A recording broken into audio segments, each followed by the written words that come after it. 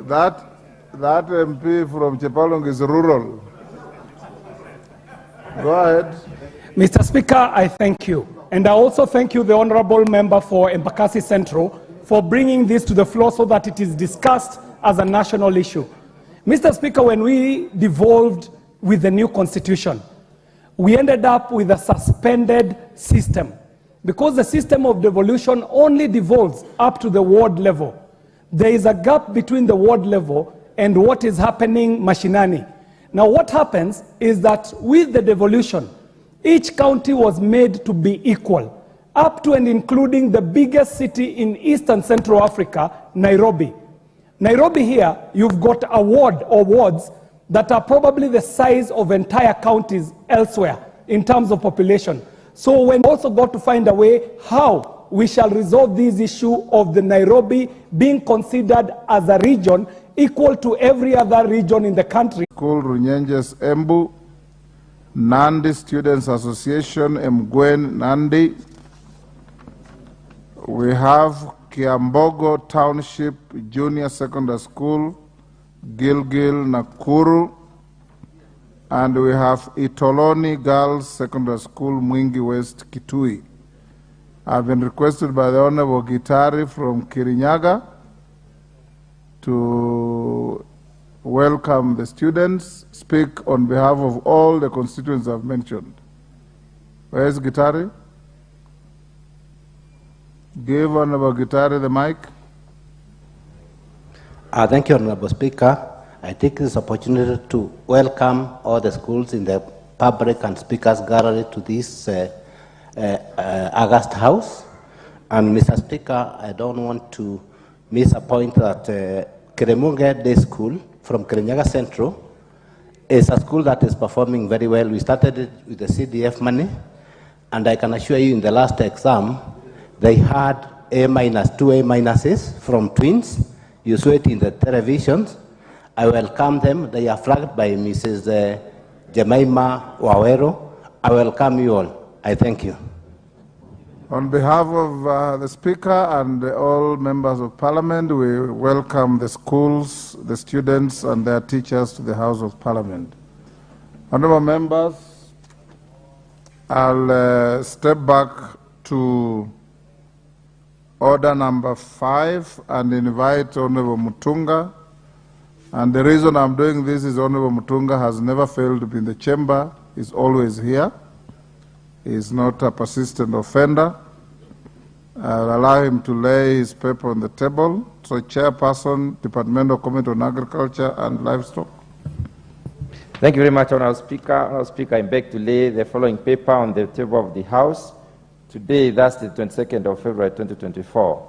This is the report of the Departmental Committee on Agriculture and Livestock on the budget implementation for the financial year 2022-2023 for vote number 1162 for State Department for Livestock Development and vote number 1169, State Department for Crop Development. Then proceed under order number 6 to give your notice of motion. Honourable Speaker, thank you very much. Honourable Speaker, I beg to give notice of the following motion, that this House adopts the report of the Departmental Committee on Agriculture and Livestock on its examination of the budget implementation monitoring for the financial year 2022-2023 for the following votes: 1162 State Department for Livestock Development and 1169 for State Department for Crops Development, laid on the table of the House on this Thursday, 22nd of February 2024. Thank you, Honourable Speaker. Thank you. Now we go to order number 8. Clerk. Order number 8.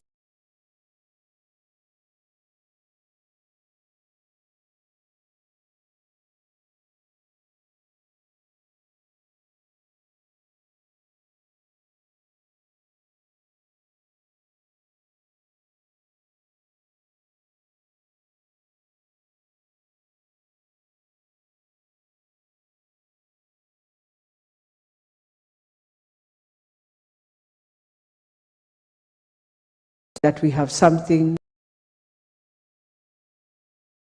that will be part of this NADCO report, then making it an addendum, and then when we shall be debating all the other reports, they will be reflecting back on NADCO, and ours will be like a report that is completely outside, Mr. Speaker. It is my request for advice on that or clarity. Honorable Elachi, we had a meeting this morning where you attended with the minister responsible for matters in the earlier agenda. And it was clear that the third gender rule is mentioned in passing in NADCO. And NADCO indicated that there is a multi-sector process going on that was going to bring it to fruition. Out of that meeting, for the majority and minority leaders, we did agree that if their report is ready, they'll forward to the speakers of both houses. Thereafter, we shall give direction. As it is now, Honorable Elachi, the Speaker has absolutely no capacity to superimpose a matter that is strange to the NADCO report on the NADCO report. When that report comes, we will find a way through consultations with the leadership on how to actualize it.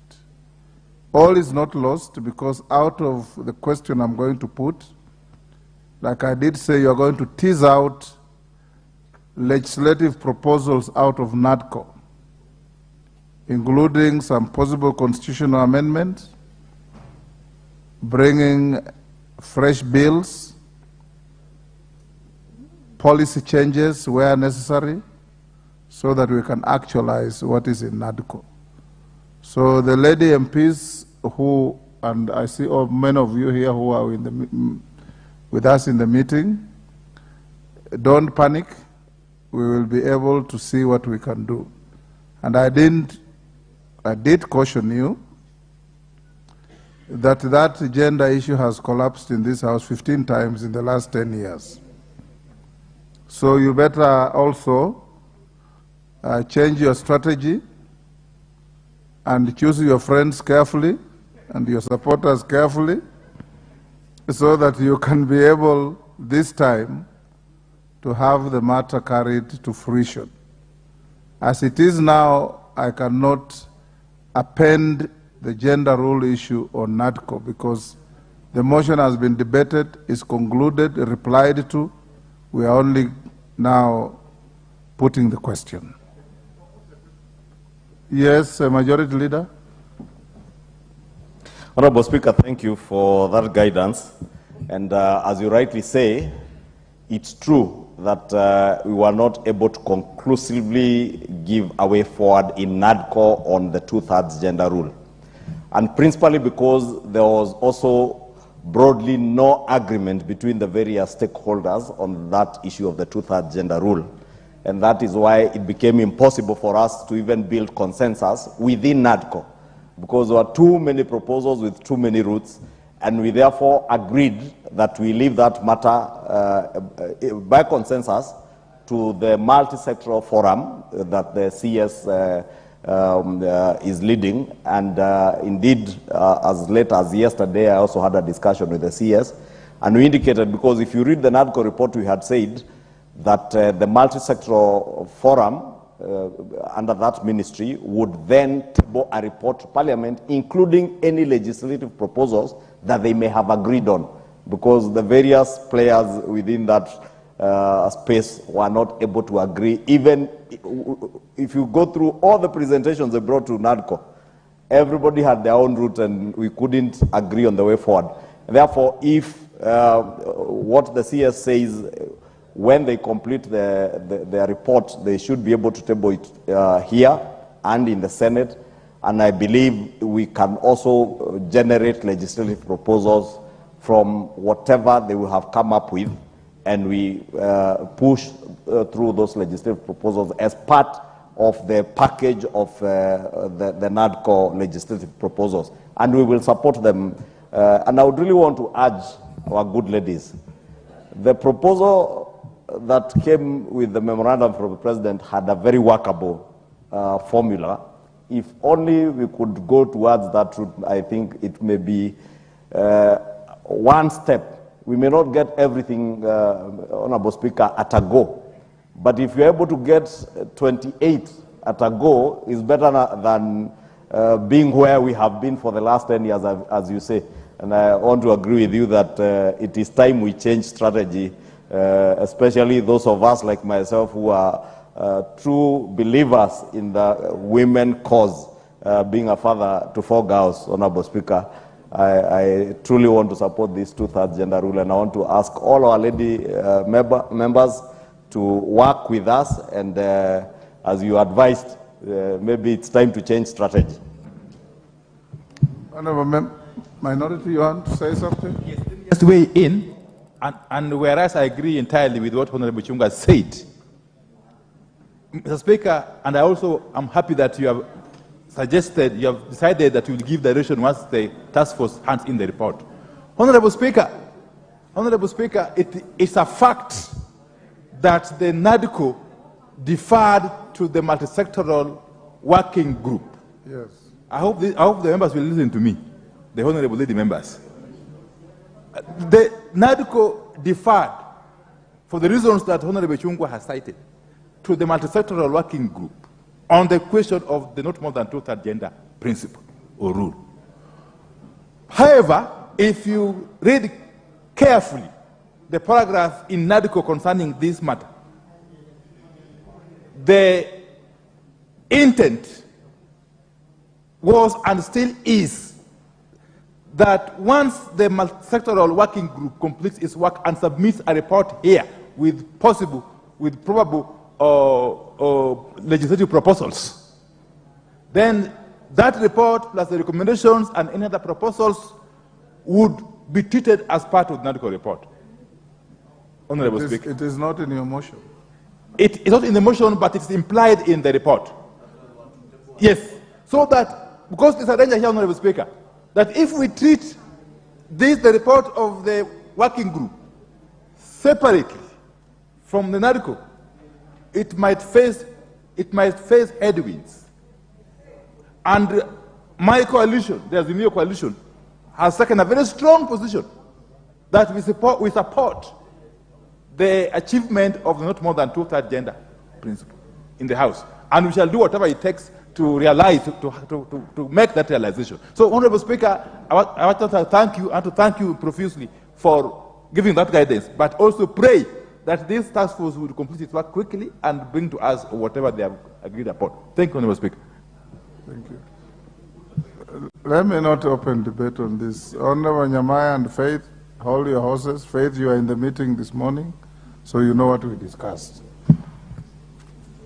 Honorable members, as I put the question, once you pass this motion, and I'm advised it has also passed in the Senate, we'll direct the clerks to both houses to convene a meeting with the senior officials to now look out at your proposals on legislation, both on the Constitution and drafting of bills, so that they can work expeditiously to get the bills in place. If you drafted bills, then pass them on to the clerks, and yours are mere drafts. They'll have to put them in the manner acceptable to Parliament. So let's see how we move from there. And on the gender rule, we'll move as I have guided. Honorable members, I now put the question, which is that this House adopts the report of the National Dialogue Committee laid on the table of the House on Thursday, 7th December 2023. As members of that opinion say aye. Aye. Will those of the contrary opinion say nay? The ayes have it. Next order. Order number 9, motion. Ratification of the agreement on the establishment of the International Vaccines Institute. Kose. Thank you, Honorable Speaker. Honorable Speaker, the Departmental Committee on Health held table the agreement, the IFI agreement, having submitted. Okay, I need to move. Just Honorable Pukose. Just a minute. Can I have the notice? Yeah, you know, you're a veteran member, so I expect you to do the right thing. Apologies, Speaker. Go ahead. Honorable Speaker, I move the motion that this House adopts the report of the Committee on Health on its consideration of the agreement on the establishment of the International Vaccine Institute laid on the table of the House on Tuesday, 5th December 2023, and pursuant to the provisions of Section 8.4 of the Treaty Making and Ratification Act 2012, approves the ratification of the agreement on the establishment of the International Vaccine Institute. Honorable Speaker, the International Vaccine Institute is a non-profit international organization that was established on 12 May 1997 as an initiative of the United Nations Development Program. It is an organization dedicated to vaccination in furtherance of global health. Its mission, therefore, is to discover, develop, and deliver safe, effective, and affordable vaccines for global public health. The IFI, therefore, focuses on vaccines against infectious diseases affecting the world's most impoverished populations with the aim of making vaccines available and accessible to vulnerable populations in developing countries. The IFI has its headquarters in Seoul and is hosted by the Republic of South Korea and currently has 39 member countries and the WHO. Kenya submitted an IFI requesting the Board of Trustees' approval to become a party to the IFI agreement on November 24, 2022. Honorable Speaker, the IFI agreement was submitted to the Honorable Speaker of the National Assembly on 21st August 2023 upon its approval by the Cabinet on 6 December 2022. The agreement was subsequently tabled before the House on Wednesday, 23rd August 2023 for consideration and approval of its ratifications. The agreement was committed to the Departmental Committee on Health for consideration and reporting to the House pursuant to Section 8 of the Treaty Making and Ratification Act, Cap 4D, and Standing Order 216-5 FA. Honorable Speaker, the IFI is founded on the belief that health of children in developing countries can dramatically be improved by the development, introduction, and use of new improved vaccines. The IFI realizes this by 1, providing training and technical assistance in the production, technology, and research of vaccines. 2, conducting laboratory and field-based research and development. 3, supporting and conducting clinical trials and field evaluation of new vaccines to facilitate and promote introduction of new and improved vaccines. And 4, cooperating with vaccine manufacturers and national control authorities and other relevant bodies in developed and developing countries to promote vaccine research and development. Honorable Speaker, Kenya will therefore greatly benefit from its membership in IFI in many ways. I'll just highlight a few. 1, the membership will enable knowledge transfer, capacity building in biotechnology and vaccine production. This is crucial as vaccine research and development and field research are catalysts to the attainment of universal health coverage. The technical and hands-on training to develop skill sets across vaccine development and production process, disease surveillance, biopharmaceutical manufacturing, biosafety, and good manufacturing practices requirements are also essential and beneficial to the realization of universal health coverage and economic growth, as the IFI will open Kenya up to network of vaccine producers as well as the consortia and networks of researchers in health matters. Secondly, the IFI membership will promote knowledge transfer leading to self-sustenance, as Kenya will set itself as a vaccine producer in the region, and therefore will supply vaccines to other countries, thereby generating revenue for the country. As you are aware, Honorable Speaker, already we are producing vaccines for animals through KFFAPI, and therefore this is not a new phenomenon for us. Thirdly, the most crucial membership to the IFI will support the performance of functions of the Kenya Biofax Institute and the Kenya Medical Research Institute, KEMRI, which are two sagas within the Ministry of Health, one involved in research and the other one involved in production and marketing. And that, Honorable Speaker, will give the mandate to conduct human research for health and to manufacture and commercialize human vaccines, biotherapeutics, and diagnostics. In recognition of this, the Kenya Biofax Institute and KEMRI shall enter into strategic collaborative partnership in technology transfer and manufacturing support. Even as we consider this report, the IFI continues to support the Kenya Biofax Institute as establishes itself in biomanufacturing, a range of human vaccines. The support is through developing research plans, creating partnership opportunities, and enhancing capacity through training and technical assistance. Fourth, African countries such as Egypt and Senegal are already benefiting from having their researchers attend the highly regarded vaccinology courses offered by the IFI in Korea, and the countries have collaborated in vaccine efficacy studies. Kenya can therefore expect similar benefits which will benefit the country as it implements its paradigm shift from curative to preventive and promotive health care. Honorable Speaker, this pursuant to Standing Order 170, the committee was required to conduct public participation during its consideration of the treaty or agreement. The committee therefore placed an advertisement in the print media on 6 September 2023, seeking public and stakeholder views on the agreement in accordance with Article 118(1)(b) of the Constitution, Section 8(3) of the Treaty Making and Ratification Act number 45 of 2012 and Standing Order 170A2 of the National Assembly.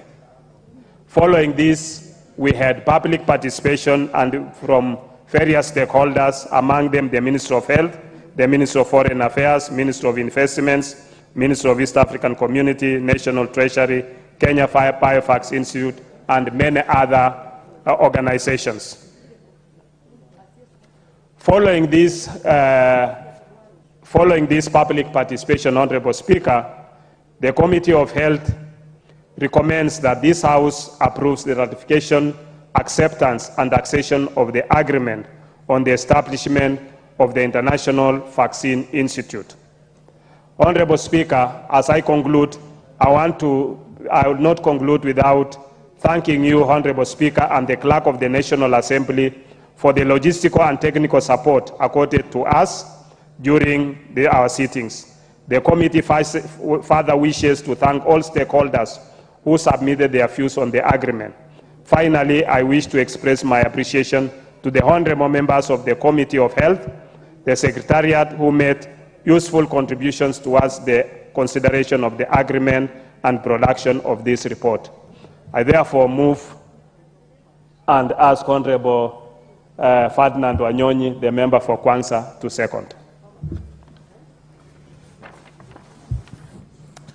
Thank you very much, Mr. Speaker.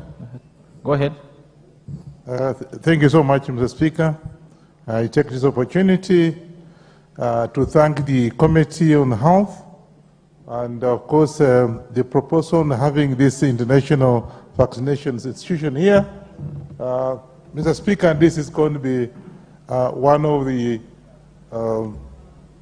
area of attraction in terms of technology, in terms of the shortcomings into the public health, and Mr. Speaker, this is one of the best things that the committee has done, and I take this opportunity to support this, to second.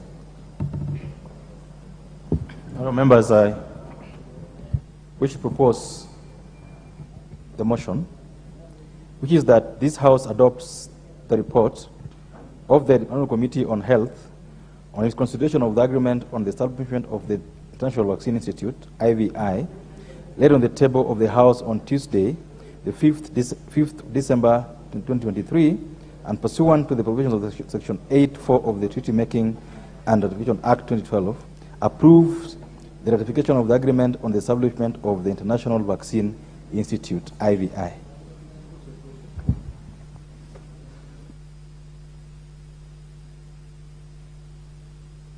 I can see the Honorable Victor Koech, the Honorable Ruku.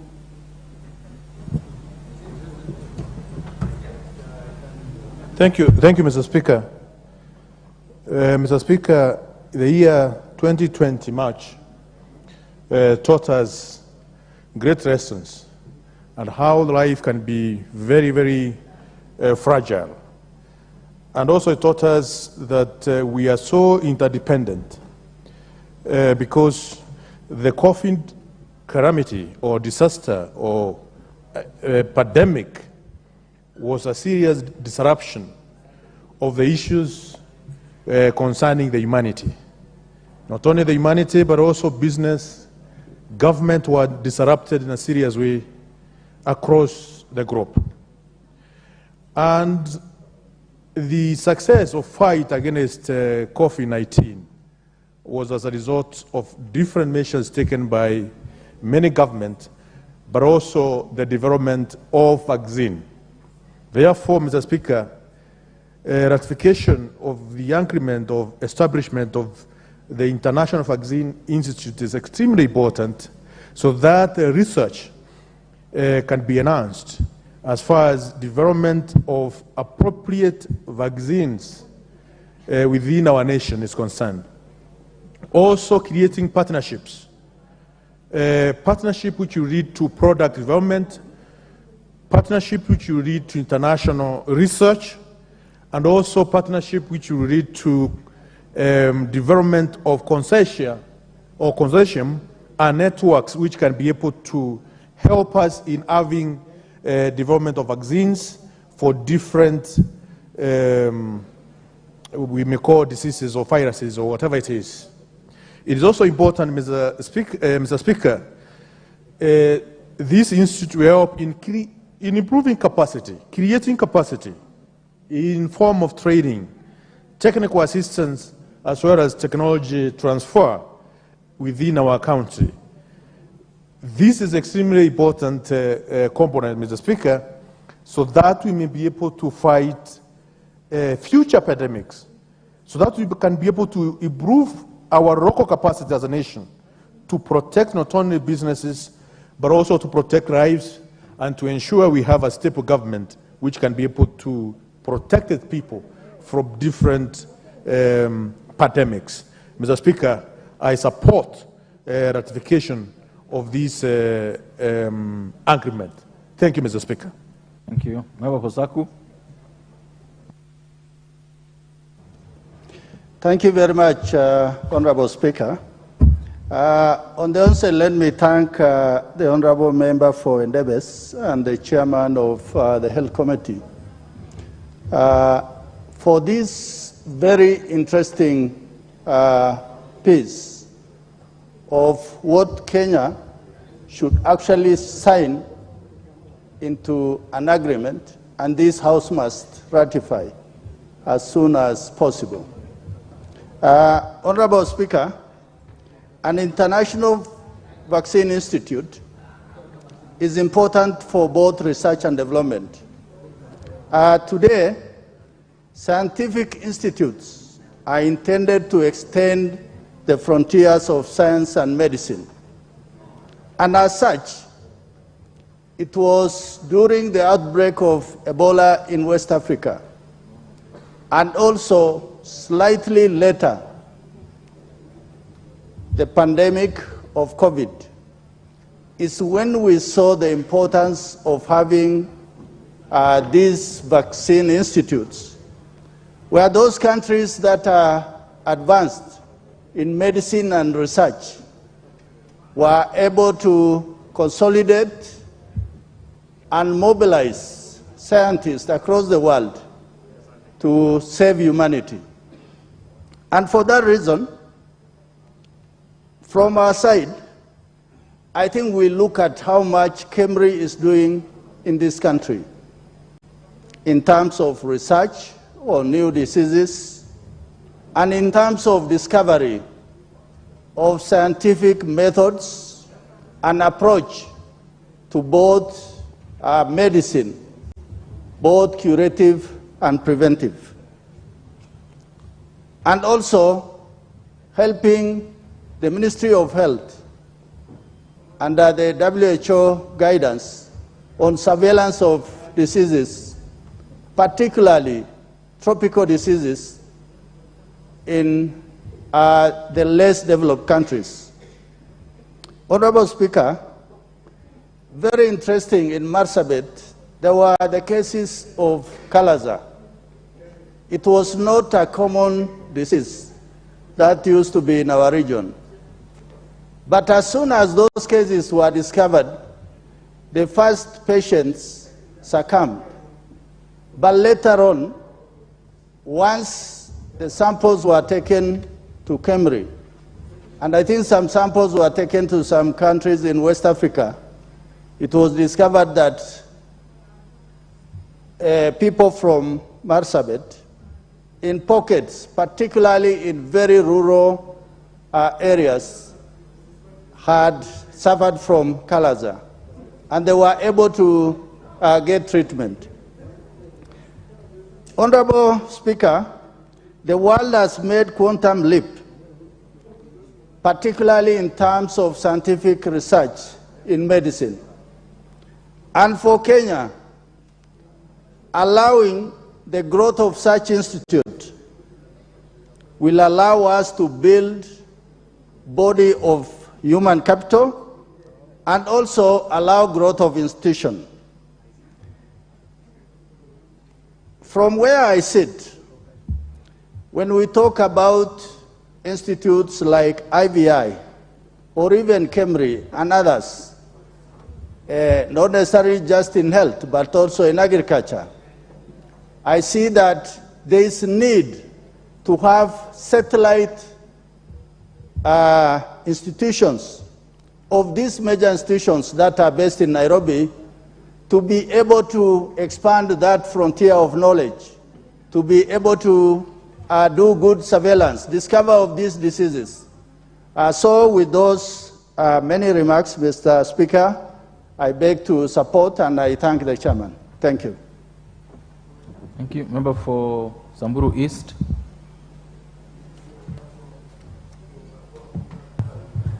Thank you, Honorable Speaker. I also want to support this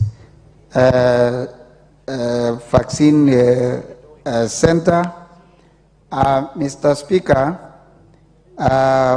vaccines in our country sometimes there are shortages, there are a lot of maybe lack of availability of vaccines. And Mr. Speaker, when this research center is formed and functional, it will bring availability of these vaccines. And even, Mr. Speaker, when this country will have that research center, the vaccines sometimes which are not available to our Kenyans, they will be able to have that when we develop it. And Mr. Speaker, these vaccines sometimes, the prices of some vaccines are very high. And when they are available, Mr. Speaker, people will be able to afford. So, Mr. Speaker, this is a very important idea, and I want to support it, Mr. Speaker. When we all know when the COVID-19 strike us, and Mr. Speaker, that period taught us a lesson that everyone wished to have the vaccines, which we are not able to get because they are coming from very far places, other countries. So this is a very good idea, Mr. Speaker. I want really to support it for the sake of our people and even the country. Thank you, Mr. Speaker. I support. Member for Funyula, no speak on this? Okay. Member for Gilgil.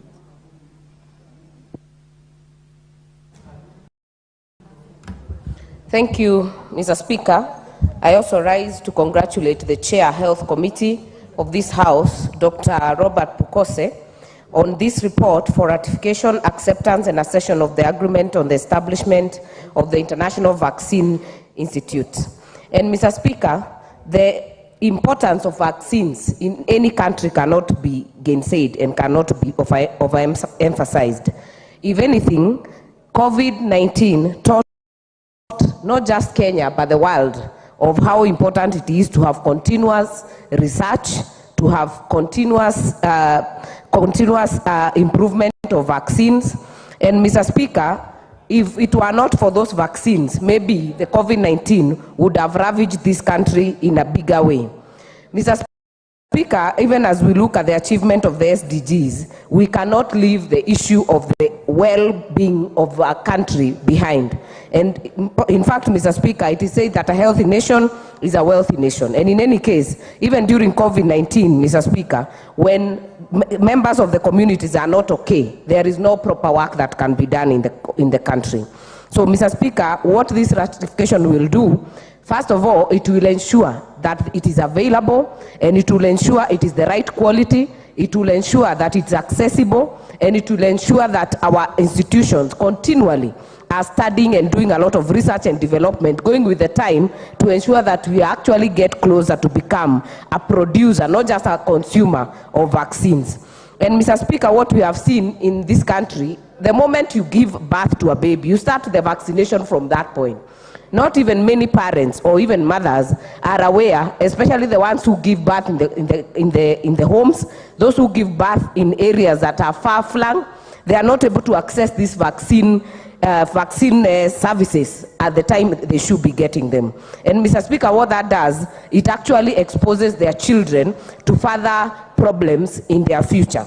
So, Mr. Speaker, I'll be looking forward to this institution to ensure that even in the schools, even as we talk about accessibility, we'll be able to integrate this, considering the whole government approach, to ensure that we have even vaccinations done in schools. And Mr. Speaker, this will also be accompanied by a lot of civic education.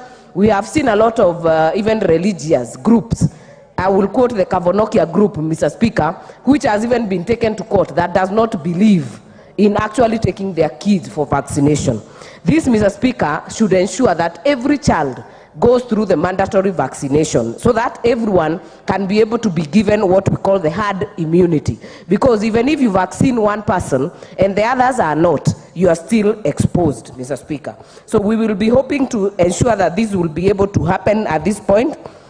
And Mr. Speaker, this will also go a long way by establishing this institute, by engaging our academia and our academics, Mr. Speaker.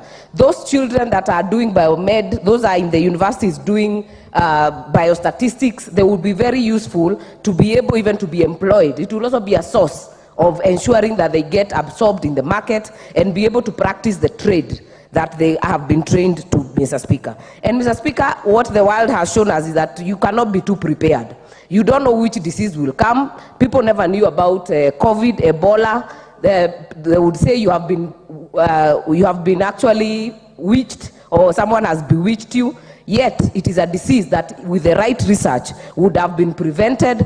The issue of cervical cancer, Mr. Speaker, you can actually prevent that from the age of 10 to 15 when this vaccination is administered, Mr. Speaker. So some of these issues, Mr. Speaker, will need a lot of education, will need a lot of involvement, even by non-government organization, by the civil society. It has to actually take everyone on board and leave no one behind. But, Mr. Speaker, with that, then we'll be able to ensure we have a healthy society, we have a health community, and we have a healthy country, Mr. Speaker, that can be very well useful when needed, Mr. Speaker, because without that, then we'll be dealing with going to treat, yet we could have prevented, Mr. Speaker. Mr. Speaker, the last point is for the county governments, because this is actually their area, that they ensure that all the vaccinations are actually available at the dispensary and the health centers, Mr. Speaker. That way, we don't have to load it to the referral hospitals. We can leave that for the serious diseases and the referral cases. With that, Mr. Speaker, I support. Well said, and thank you so much. No, members, I note that there's no further interest to speak on this particular motion. I accordingly call the mover to reply.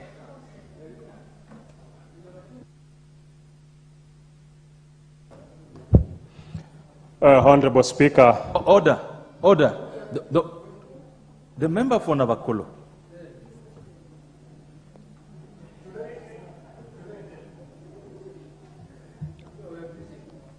Go ahead.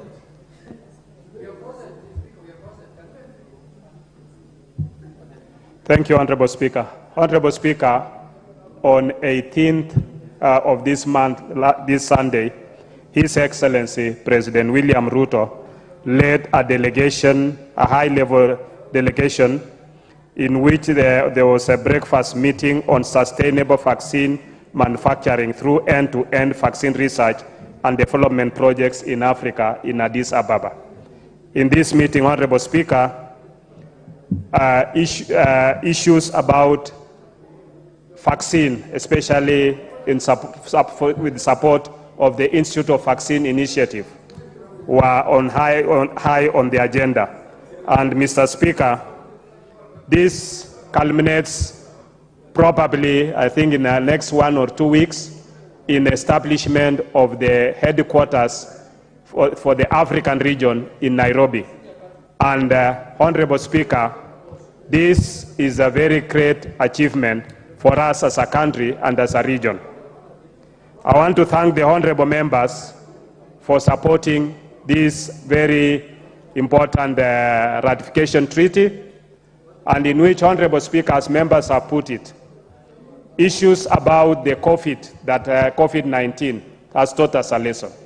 And we must be able to be in the forefront in having our own institute, Biofax, that can manufacture for us our own vaccines, not just for outbreaks, but also for the infectious diseases, and more so among the children. Honorable Speaker, I want to thank my Committee of Health for the efforts they put in this, and I want to ask that the House approves this ratification. With those few remarks, Honorable Speaker, I reply. Thank you. Honorable Ruku. Order, come on. Honorable Oundo.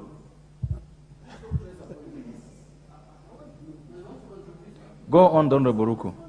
Mr. Speaker, I rise pursuant to studying on number 53(3), which says, despite paragraph 2, the Speaker may, on the request of a member, defer the putting of a question to the following day, in which case the Speaker shall thereupon nominate a time at which the question shall be put.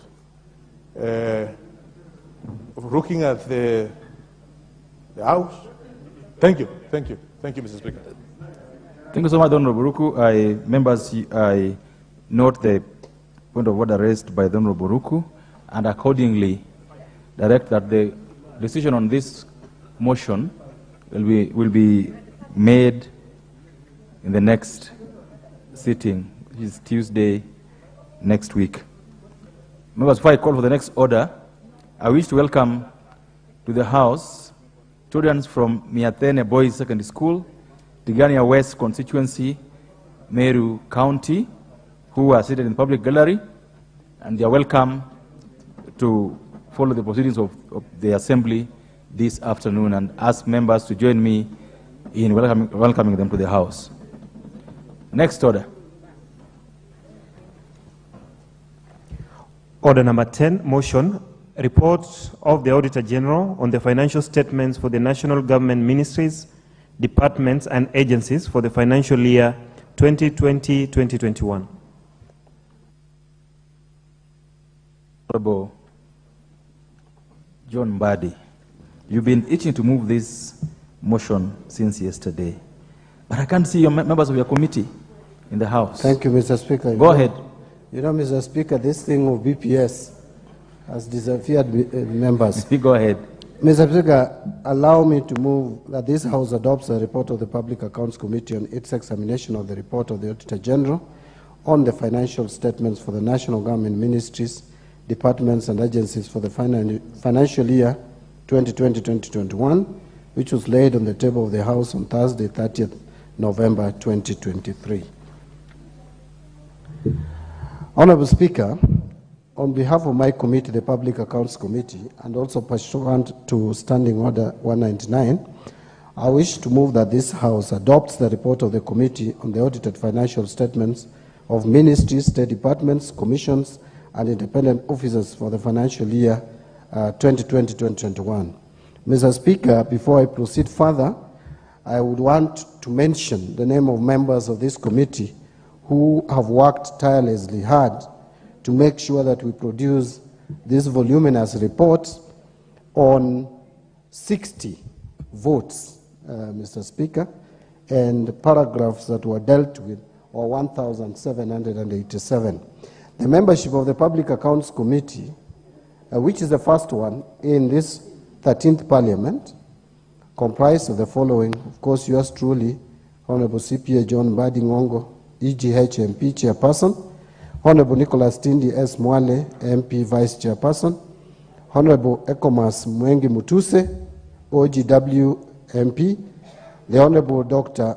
Otiende Amolo, Senior Counsel EBCS MP, the Honorable Dr. Wilberforce Ojambo Undo MP, the Honorable Samuel Kenuthia Gashobe MP, the Honorable Amina Udgon Siad MP, the Honorable David Kiplagat MP, the Honorable Edwin Mugo Gishuki MP, the Honorable Gabriel Gadoka Kagombe MP, the Honorable Mohamed Adan Ado MP, the Honorable Nabwera Daraja Nabi MP, the Honorable Victor Kipngetich Koech, who is also known as Mandazi MP, and the Honorable Yakub Ado Kuno MP. It is sad to note that we lost one of our members, Mr. Speaker, who is the Honorable Hassan Kulo Maalim, whose untimely demise cut short his membership of the committee. Mr. Speaker, the National Assembly exercises its oversight over national revenue and its expenditure pursuant to Article 95(4)(c) of the Constitution through Public Accounts Committee, which in turn also derives its mandate from Article 124(1) of the Constitution and Standing Order number 205 of the National Assembly Standing Orders. It's important to note that Article 229(8) of the Constitution requires that Parliament, within 3 months after receiving an audit report, to debate and consider the report and take appropriate action. Further, Mr. Speaker, this explains the reason why I was really itching that we move this report and dispense with it, is that further to that, Article 203(3) of the Constitution provides that the equitable share of the revenue raised nationally and allocated to the national government and county governments is to be calculated on the basis of the most recent audited accounts of revenue received as approved by the National Assembly. Mr. Speaker, as we speak, we are still using 2019-2020 audited and approved accounts. And therefore, we are today or this afternoon requesting this House to approve our report, which then will give effect to the 2020-2021 financial year. But I want to give confidence and report here, Mr. Speaker, that even as we deal with this report, my committee has actually done over 50% on the 2021-2022 financial year, and we intend to conclude our deliberations and witness hearings by latest early May, so that the 2021-2022 would be disposed of, and then we will immediately embark on 2022-2023 financial year. By the end of this year, Mr. Speaker, I guarantee this House that my committee will be up to date. We will be waiting for the Office of the Auditor General to conclude its audits on the 2023-2024. And therefore, the question of backlog of accounts will be a thing of the past. Having said that, Mr. Speaker, I wish to commend all the accounting officers whose financial statements received unqualified opinion. And here I want to be clear that unqualified opinion from the Auditor General is actually a good opinion. Qualified opinion is a negative opinion, and unqualified, contrary to the conventional English language, is actually a positive opinion. As to why accountants chose that route, that is something that we need maybe to find out or do research on. I also encourage, Mr. Speaker, at this point, all accounting officers to emulate these worthy examples. In this report, the committee has continued to hold individual officers to account for the various acts of omission and commission that occasioned either loss or illegal application of public funds. In a number of instances, Mr. Speaker, the committee has recommended specific follow-up actions, including further investigation by the investigative authorities, mostly EACC, because most of the crimes that would be committed in these reports are economic crimes. So the committee has recommended specific follow-up by relevant investigative authorities or agencies. And it is my hope that these recommendations, contrary to what we have seen previously, will be implemented within the shortest time possible by all those who are concerned, while taking into consideration public interest above everything else. Mr. Speaker, therefore, I want to give some highlights of the Auditor General's report for 2020-2021. I will begin, Mr. Speaker, by stating that in consideration of reports of various ministries, state departments and agencies, what are known as MDAs, the committee encountered cross-cutting and at times persistent matters that inform the general observations and recommendations. Specific observations and recommendations are, however, made to each query. So if you go to this report, Mr. Speaker, and it's a voluminous one, this report, then on each paragraph, you will get specific recommendations. What I'm going to do this afternoon is just to highlight or give an overview of those cross-cutting issues or common issues that probably needs much more attention from members of Parliament. The general observation and recommendations include the following.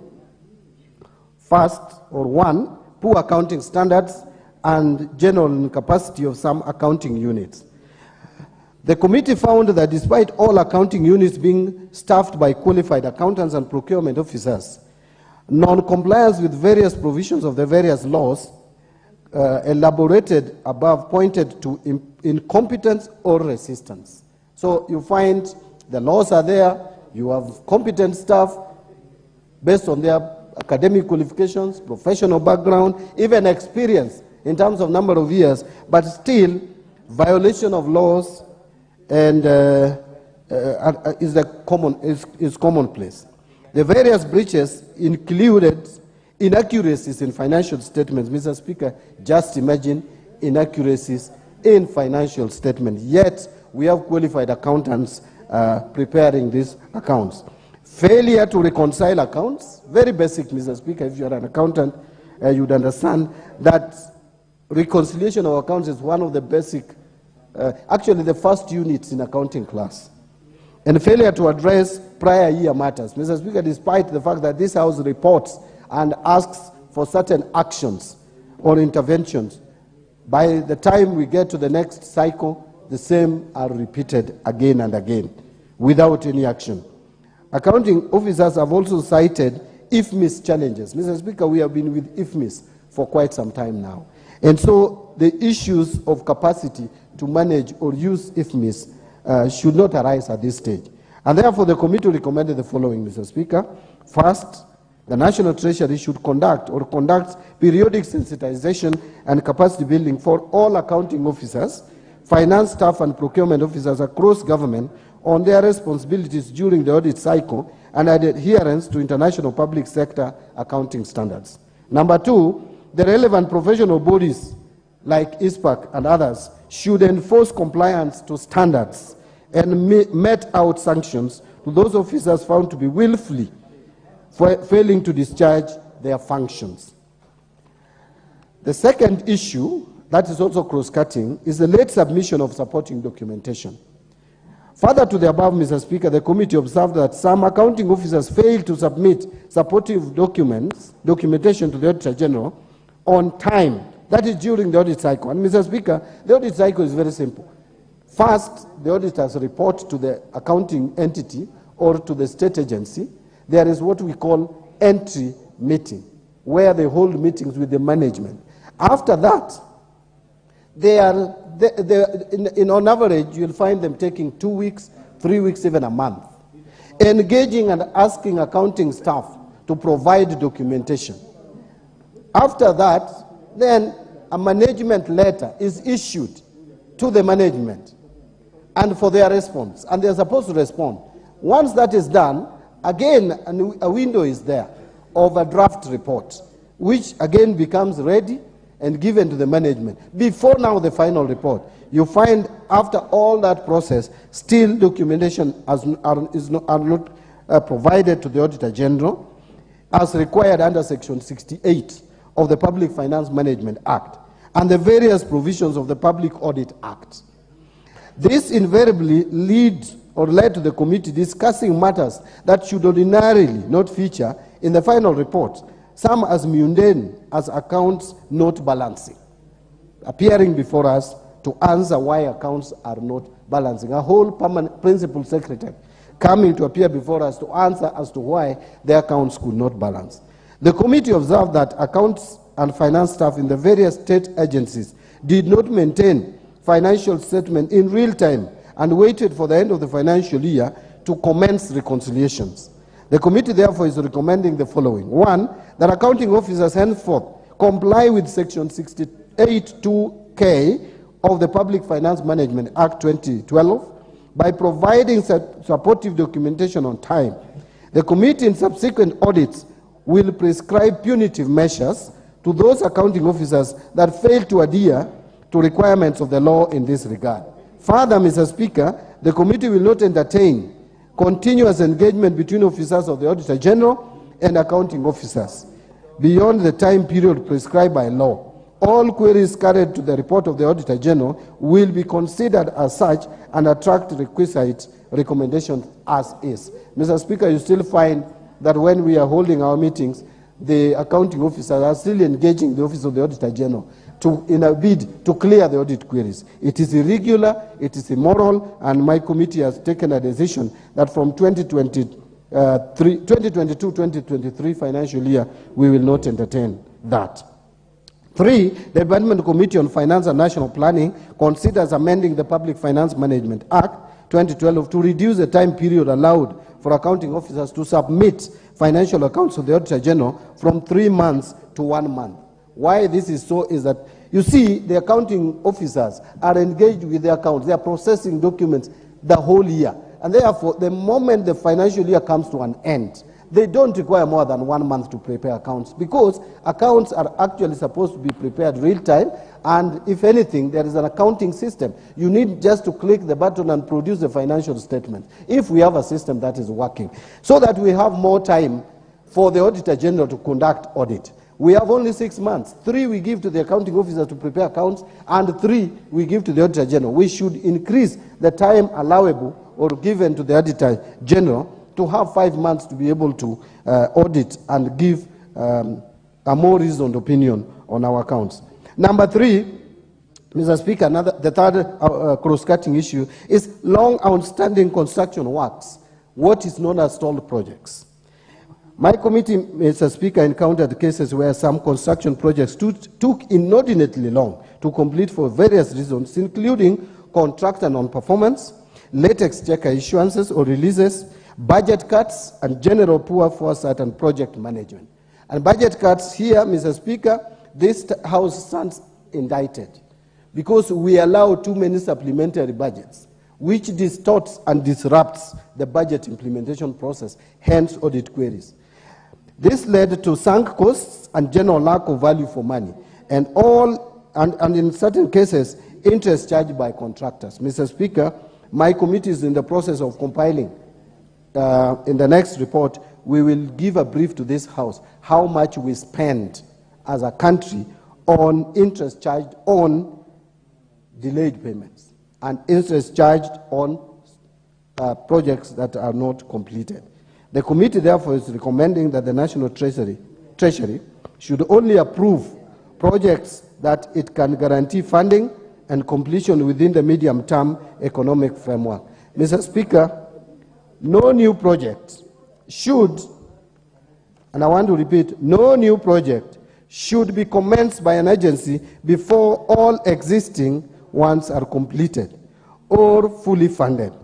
Accounting officers are further warned of personal responsibility should contractors fail to perform, considering evaluation of technical and financial capacity of bidders is mandated under the procurement law.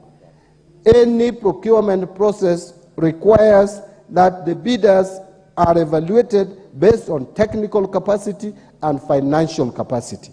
But then you still find that contractors are not able to discharge and complete projects for either lack of capacity or technical capacity or financial inability to finance the implementation or the execution of the contract. The failure to enforce and or recall performance guarantees will also be personally remedied by the accounting officers. The fourth cross-cutting issue, Mr. Speaker, is non-existent or weak internal audit functions. The committee noted numerous instances, Mr. Speaker, where internal audit committees were non-existent or did not meet regularly as prescribed by law. The law prescribes that there should be a meeting of the internal audit committees at least once every 3 months. But this is violated. This is not observed by many MDS. The committee observed that the current practice, where the accounting officer appointed and facilitated the audit committees, may be a hindrance to the effectiveness of these committees, as they are required to report to the same accounting officer on breaches by the same. Mr. Speaker, you find that the current practice is that these committees, which are actually supposed to oversight the accounting officers, are actually appointed by accounting officers. So how then do you appoint someone who is going to oversight you? It doesn't make sense, and therefore my committee is recommending that the National Treasury should submit proposal to the National Assembly within 6 months of adoption of this report, delinking internal audit functions in terms of appointment, facilitation, and reporting from accounting officers to an independent office. The fifth cross-cutting issue, Mr. Speaker, is the budgetary control and performance. Mr. Speaker, all ministries, state departments, and agencies, all, with the exception of none, faced budgetary underperformance predominantly attributed to late exchequer releases, supplementary budget cuts, or incapacity to collect appropriation in aid. This invariably led to underperformance of program objectives and lack of service provision to the public.